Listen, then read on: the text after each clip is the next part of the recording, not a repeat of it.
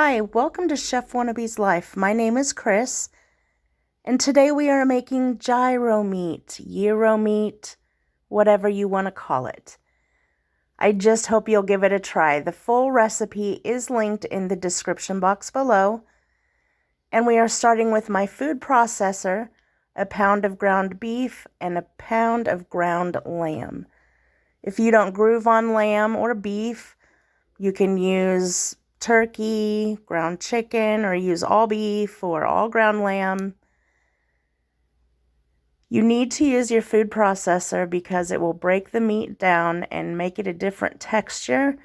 You could attempt this with your stand mixer or a hand mixer. I'm not sure how it'll work exactly. It'll probably work okay. We are going to add in all of our seasonings, oregano, garlic, onion, a few breadcrumbs, some salt, pepper.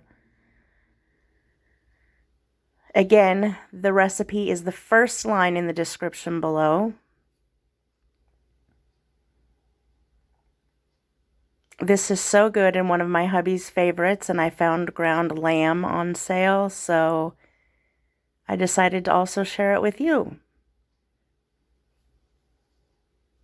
Now the meat is going to start changing texture at some point here. You're going to need to scrape it down a few times.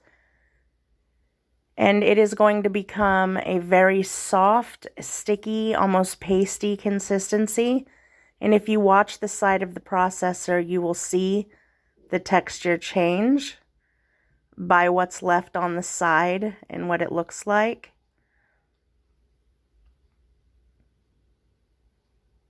Here you can really see that it's getting much softer and pastier. And when you get to that consistency, you have achieved the perfect meat for this. It makes it so close to the real thing that it's just delicious. The smell, the flavor when it's in your pita bread, oh, it's amazing. Now, I highly recommend that you put your meat mixture in a foil-lined baking dish as opposed to a loaf pan, because you will need to flip this. You will need to bake it and then flip it over and then bake some more so that you can achieve this little brown crust on both sides. If you get your hands a little bit damp with water, this isn't quite as sticky, but truth be told, it's quite an unappealing feel and look. But it'll be so worth it. I finally just had to ditch the spatula, but my husband would have a cow if he saw this, because this blade has already landed me in the emergency room once. Eek. Sorry, honey. Girl's got to do what a girl's got to do. And then just get your freeform on. We're freeforming this, baby. Again, get your hands a little bit damp and it won't stick to your hands quite as badly.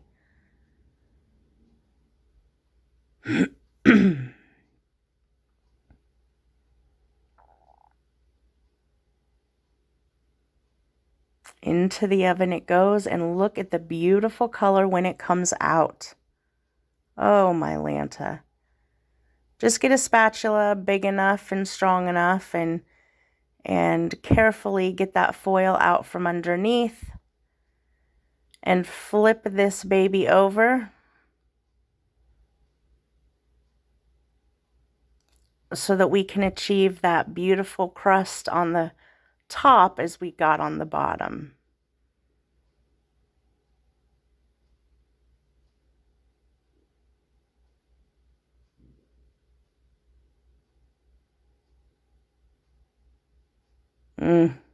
I can just like smell it in my nose. And here it is. And now my husband gets to break out his favorite retro electric knife. And actually it works perfectly for this. Cut it as thick or as thin as you want it. We have a little of both, but we like it thinner. I have to tell you, this also will make an amazing Greek salad. Cut some of this meat up on top of a bed of spinach with some olives and tomatoes and cucumbers and feta.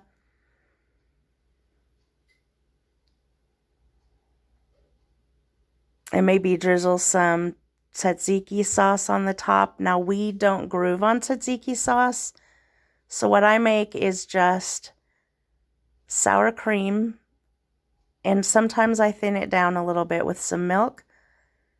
I grate about 2 inches of cucumber into it and add some dill, and that's what we use for our sauce, and we love it. Don't come for me. I know it's not authentic. Look how much meat we are getting off of this 2-pound loaf. Like, I think we ate 2 meals from this. We have 2 meals worth in the freezer. It is so good. So good. I mean, clearly here we're going to need to test the flavor. You see some wandering fingers snatch some meat out.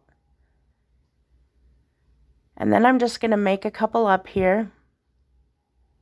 I'm sorry about that blown out lighting. Sorry, the foil's throwing it for a loop. Make sure that your pita bread is nice and warm.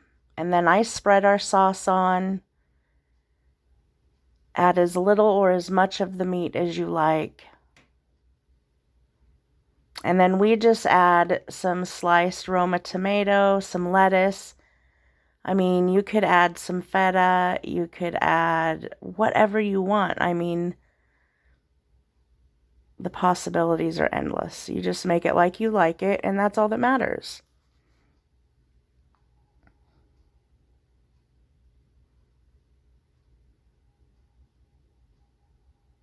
Yum, yum, and yum. I like to serve this with garlic parm French fries.